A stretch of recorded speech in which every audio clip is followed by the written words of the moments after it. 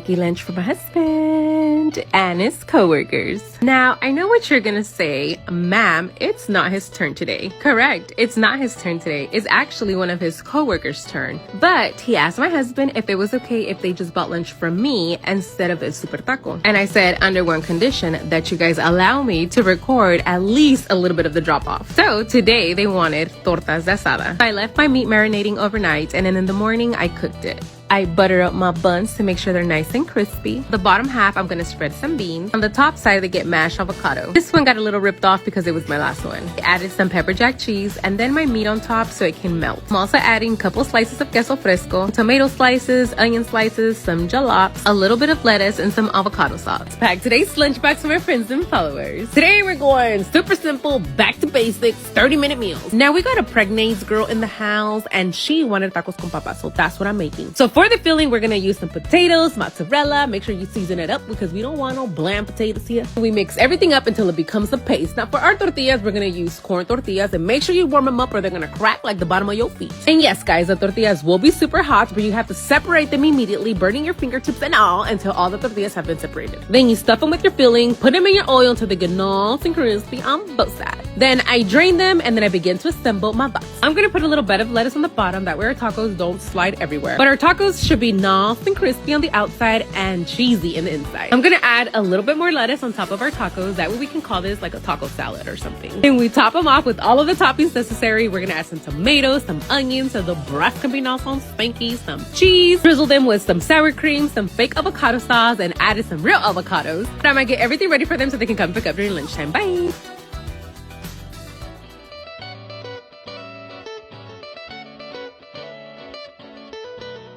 That is what it looks like. Now I'm just gonna wrap it in some foil to keep it warm for them. And as my husband's request for his co-worker's order, he wanted some french fries with nacho cheese because he wanted to feel like he was at Taco Bell. Like, who the hell does he think he is? Usually always make 4 lunches because there's 4 of them, but this time 2 pop out of nowhere, so I made 6 of them. I also get some salsa, and as a sweet treat, I decided to surprise them with a churro cheesecake. They had no idea they were getting this. I just cut up some strawberries and put them on top, and then drizzle a little bit of sweetened condensed milk and a little bit of cajeta. No, I can't forget his note to let him know how much I love him. And just to make sure that nobody else gets this note by mistake, I make sure that I give it to him right in his hands. And that's it, guys. So this time, no agua frescas, I got them sodas.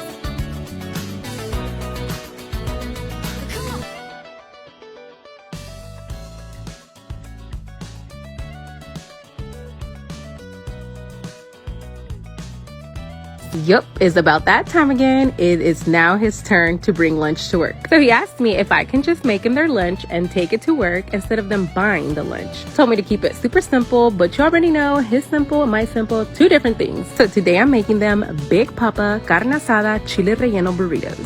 So I begin by marinating my meat and then I cook it the next day in the morning. Then I char all my chile poblanos on my stovetop. And then I put them in a bag so they can steam and it can be easier to peel. Like literally, all you have to do is massage the chile. And some of you guys are experts at massaging chiles, so you can do this. And yes, I use my bare hands. Some people use knives, napkins, some other people rinse them. I like using my hands. Once your chile is peeled, you're going to make a small incision and then pinch all the seeds out. This one had a baby inside. Then I begin to stuff my chile with my carne asada. You're gonna have to wiggle all that carne in there to make sure it gets to the bottom of the chile because we're not done here. I'm gonna add queso fresco and some mozzarella cheese inside. Then we're gonna close up the chile using some toothpicks so that nothing comes out. This one was a little Frankenstein chile. Then we coat the chile with some flour to make sure that the egg batter sticks. I already have my egg batter ready. We're just gonna dip it in there, make sure it's nice and coated on both sides before taking it to the stove top to fry. I like using my spoon and kind of showering the chile, you know, with a little bit of oil just to kind of help it out so it can fry faster. Once they're fried on both sides, you just drain them. Don't forget to remove those toothpicks. Now it's time to assemble our Big Papa burrito. We're gonna smear some beans to our tortilla, then we add some more cheese, add some rice, and of course our Big Papa chile. Remove the stem and then roll it up. Make sure it don't bust in your face. This one was a little Papa burrito because somebody took out the tortilla that went cold. But it don't matter, guys, little or small, they will still bust if you're not careful. So we're not done here, guys. I'm gonna put it in the container and then ladle some delicious red sauce all over our burrito because we're making it wet. And I sprinkle some more cheese and let that melt.